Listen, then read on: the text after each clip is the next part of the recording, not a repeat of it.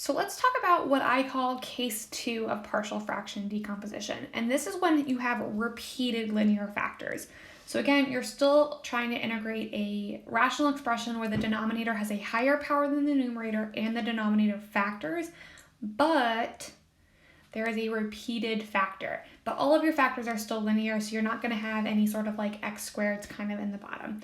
So the example I want to go over is we're going to try and integrate 4x squared plus 2x minus 1 all over x cubed plus x squared dx. Right, so we're looking at this right now and we're like, okay, got a higher power in the denominator and we're going to go ahead and factor it. So we're going to go off to the side here. My numerator, I'm just going to leave alone. And then my denominator, I'm going to leave as x squared times x plus 1.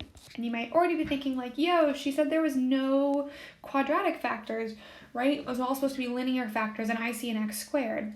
But you want to remember that x squared, you can just write as x times x, right? So that's how we want to think about this. This is really x times x here. It'd help if I wrote both of them.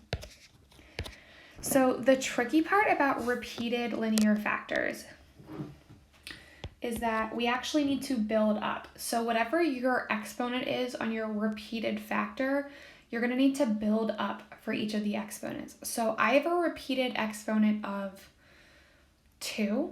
So that means I'm going to need 2 fractions to build up just to the x squared. So the first thing I'm going to do is I'm just going to put a singular x in the bottom. And then my second fraction, I'm going to put the x squared. So no matter how many, like if I had x to the 6th down there, I would have 6 fractions just for that factor. I would do x to the 1st, x squared, x to the 3rd, x to the 4th, x to the 5th, x to the 6th, right, to build up. So you build up the powers by 1 each time. And there's still linear factors, even though you think you see an x squared in the bottom, right? You could write this like x plus 0 squared, if that makes it easier for you to think about as being a linear term. So they're still linear, so they're still just getting a constant in the numerator, and then I have one more factor to take care of, and that's the x plus 1, and I'm going to put a c in the top.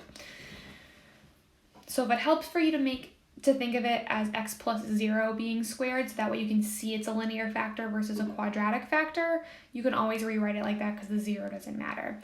So this one's going to require a little bit more algebra work, and that's totally okay. So I'm just going to go ahead and ignore the denominators and write out what my equation would be if I made them all have the same denominator. So if I wanted the a fraction to have the denominator of x squared times x plus 1, I would need to multiply a by another x and x plus 1. The b fraction already has x squared, so it just needs to add the x plus 1 in. So I'm going to multiply b times x plus 1. And then c just needs the x squared part for its denominator. So that's going to be my top equation. And then we're going to go ahead and try and just figure out what this is. So I'm going to plug in x equaling 0 first. So if I plug in 0 on the left, I get 0 plus 0 minus 1. So negative 1 equals a times 0, so the a's go away, plus b times 0 plus 1 is 1. Plus c times 0, which also goes away. So that tells me that negative 1 is equal to b. Okay, great. So then I'm going to plug in x of negative 1, because that'll cancel out a and b. So if I plug negative 1 into the left, that's 4 times negative 1 squared. It's going to be 4 minus 2 minus 1. Equals, okay, the a's are going to cancel out, the b's are going to cancel out, so I'm just going to be left with c times negative 1 squared, so that's going to give me 1 equals c. Okay, so we know 2 of them now. So right now what I have for but I still don't know a. So I'm just going to rewrite what I do know. And then b is negative 1, so I'm going to make that minus 1 times x plus 1 plus 1x squared. So then to solve for a, I'm just going to pick any x value that I want, and you want to pick the one that's going to be easiest for you to plug in. So typically the easiest one to plug in is 0. We already did that. That's not going to work. So let's just plug in 1. You can plug in any number you want, but I always like to go with -1, 0, and 1 first if I can, if I'm just choosing any x value, because those numbers are easy to plug in. So if I plug in 1, that's going to be 4 plus 2 is 6, minus 1, that's going to give me 5 on the left, and I'm going to get a times 1 times 1 plus 1 is 2, minus 1 times 2 plus 1 times 1 squared, plugging in for my x of 1. It's going to be 5 is 2a minus 2 plus 1. So that's going to give me 2a minus 1 on the right. So add the 1 over, I'm going to get 6 equals 2a. Well, that means that 3 is equal to a. So if I zoom back out so you can see my page, right? I did a little bit more algebra work for this one than I have on the other ones.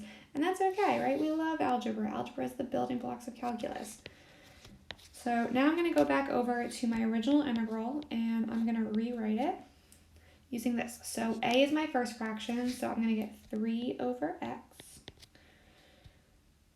plus b over x squared, and b is -1, plus c, which is +1 over x plus 1 dx. So the first two are pretty easy to integrate, right? So I'm just going to split these off by themselves. So that's really 3 times x to the negative first. Actually, I'm going to leave that as 3 over x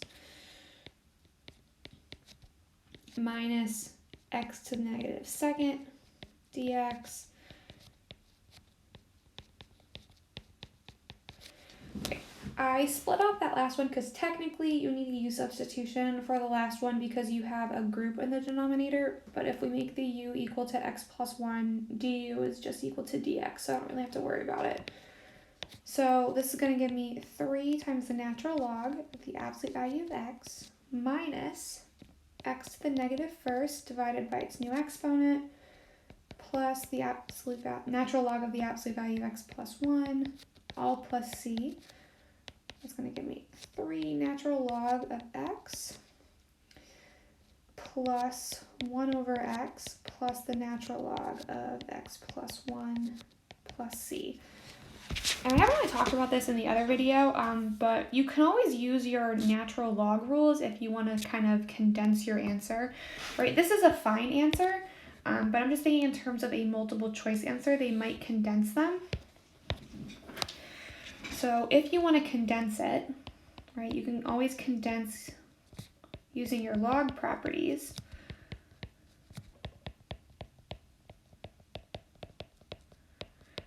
Right, so that would mean that, if I can just quick copy this down.